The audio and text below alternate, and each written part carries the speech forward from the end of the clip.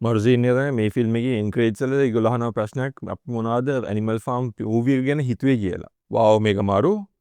ආයෙ නම් මේක කරන්න එපා.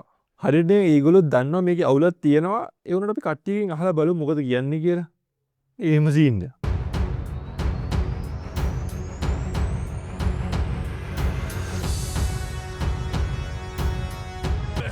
Animal Farm. Animal Farm. Animal Farm ඇවිල්ලා Angel Studios වලින් කරපු අලුත්ම animated movie එක. මේක ඩිරෙක්ට් කරන්නේ ඇන්ඩි සර්කිස්. පොඩ්ඩයින්. ඔව්. ඇන්ඩි සර්කිස් ප්ලීස් ෆිල්ම් ඩිරෙක්ට් කරන්නේ නවත්තලා ඇක්ටිං වලට ආයෙ පාරක් යන්න. මොකද ඔයාගේ ඇක්ටිං සුපිරි. ගොලම් සීසර් මේ වගේ චරිත අමතක වෙන්නේ නෑ කාටවත්.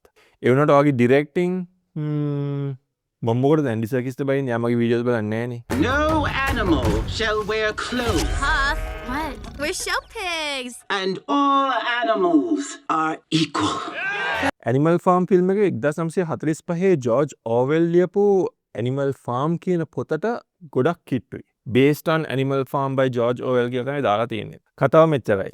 ෆාම් එකක් තියෙනවා. ඒකේ සත්තුන්ගෙන් ඒගොල්ලන්ගේ ෆාම් එකේ අයිතිකාරයා මරව වැඩ ගන්නවා. අයිතිකාරයා වෙන බේබද්දෙක්. ෆාම් එක බැංකුවට අයිති වෙන්න යනකොට සත්තු ටික ඔක්කොම එකතු වෙලා ෆාම් එකේ ඉන්න මිනිසුන් එලවලා දාලා සත්තු ඒක අයිති කරගන්නවා. ෆාම් එකේ සත්තුන්ගෙන් මැනේජ් කරගෙන යනවා. ඊට පස්සේ ඒගොල්ලෝ නීති ටිකක් කියනවා මේක කොහොමද අපි මේ විදියට හදන්නේ කියලා. මේ ෆාම් එක මේ විදියට පවත්වාගෙන යන්නේ කොහොමද කියලා එක. මේ නීතිවල තියෙන කකුල් දෙකෙන් යන අය හරිනේ, කකුල් හතරෙන් යන අය හොඳයි, බොණ්ඩ බෑ. ඔය වගේ කතන්දර ගොඩක් තියෙනවා. ඒකේ මේන්ම ඉම්පෝටන්ට් දේ තමයි ඒගොල්ලෝ කියන්නේ all animals are equal කියලා. ඒ වුණාට ෆාම් එකේ ඉන්න ඌරු ටික මොකද කරන්නේ? කකුල් දෙකෙන් හිට ගන්න පටන් අරගෙන මිනිසුන්ත් එක්ක එකතු වෙලා ඊට පස්සේ ෆාම් එකට ආයෙ පාර මිනිසුන් ගෙන්නගෙන ඒගොල්ලන්ගෙන් සල්ලි අරගෙන පාටි දාලා ආතල් එකේ ඉන්නවා. ඒ වුණාට අනිත් සත්තු ටික මහන්සියෙන් කැම එකතු කරලා ජීවත් වෙනවා. මේ ටික පොතේ විදිහටම තියෙනවා. ඒ වුණාට ෆිල්ම් එකේදී එතනින් එහාට ෆියුචරිස්ටික් ටෙක් තියෙන මිනිස්සු ටිකක් ඇවිල්ලා ෆාම් එක අයිති කරගන්න try කරලා ෆාම් එකේ ඉන්න සත්තුන්ට කෙලින්න හදලා ඊට පස්සේ එන සීන් එකක් වෙනවා. ජෝර්ජ් ඕවෙල්ගේ පොතේ එන සත්තු ටික ඒ නම් වලින්ම ෆිල්ම් එකේ තියෙනවා. Say, Laughter House! that sounds awesome. I love to laugh. It's a slaughterhouse.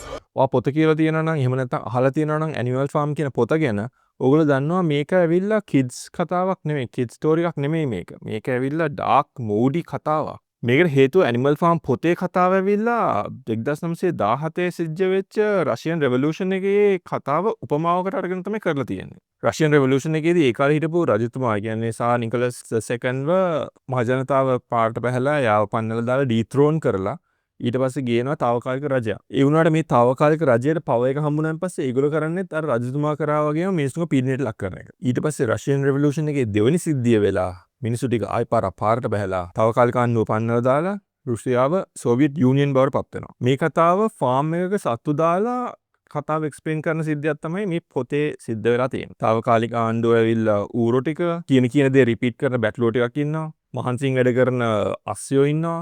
ඔය වගේ සෙට් ඉන්නවා හැමතැනම. හරි. පොතේ එන්ඩින් එක හැපි එන්ඩින් එකක් නෙමෙයි කියලා කතාව ටිකක් දික් කරලා වෙනස් කරලා ගත්තා කියලා කියමුකෝ.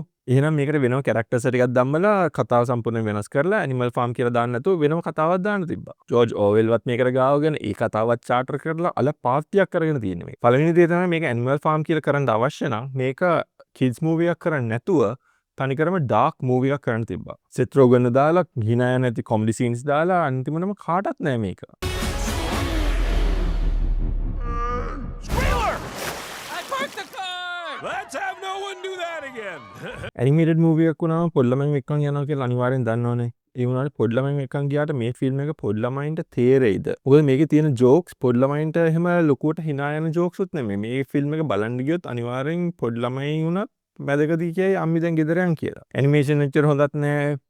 ජෝක්ස් කොහොමත් හොඳ නෑ. පොඩි ළමයි අනිත් එක මේකේ ඔරිජිනල් පොත කියවලත් නෑ. ඒකින්ද කොහොමදත් ඒක තේරුම් ගන්න බෑ ඒගොල්ලන්ට. බේසික් අන්ඩර්ස්ටෑන්ඩින්ග් එකක් එනවා මිසක් ඇනිමල් ෆාම් පොතේ තියෙන ගැඹුරුභාවය මේගොල්ලන්ට දැනෙන්නේ නෑ. මේක තේරුම් යන්නේ නෑ. අනිත් එක වැඩිහිටියන්ට මේක කොහොමදත් සෙට් වෙන්නේ නෑ. ඒකේ තියෙන ජෝක්ස් සෙට් වෙන්නේ නැති හින්දා ඒක කිසිම ගාණක් නැතු යනවා අන්තිමට. ඒකින්ද සල්ලි ඉතුරු කරගන්න, වෙලාව ඉතුරු කරගන්න මේ ෆිල්ම් එක බලලා වැඩක් නෑ. හෝල් එකේ ගෙදර බලන්න ඕනිම නම් බලන්න පොඩි ළමයින්ට දාලා දෙන්න ඕනේ කියලා හිතනවා නම් දාලා දෙන්න. ඒ වුණාට එච්චරම වැදගත්කමක් නැහැ මේ ෆිල්ම් එකේ. මේ මාසෙ ෆිල්ම් එනවා. ඒව බලන්න. ආයෙ පාරක් මම මතක් කරනවා මම කලින් වීඩියෝ එකේ ප්‍රශ්නයක් ඇහුවා. ඒ ප්‍රශ්නෙට උත්තර දීලා ෆ්‍රී මූවි ටිකක් දිනා ගන්න chance එකක් ගන්න. හරි මේකට බැන්න ඇති. ඔයගොල්ලෝ ඇනිමල් ෆාම් පොත කියලා තියෙනවද? පළවෙනි කමෙන්ට් එකක් දාන්න, ලයික් කරන්න, ෂෙයා කරන්න, channel එක subscribe කරන්න. එහෙනම් ඊළඟ වීඩියෝ එකට හම්බෙමු.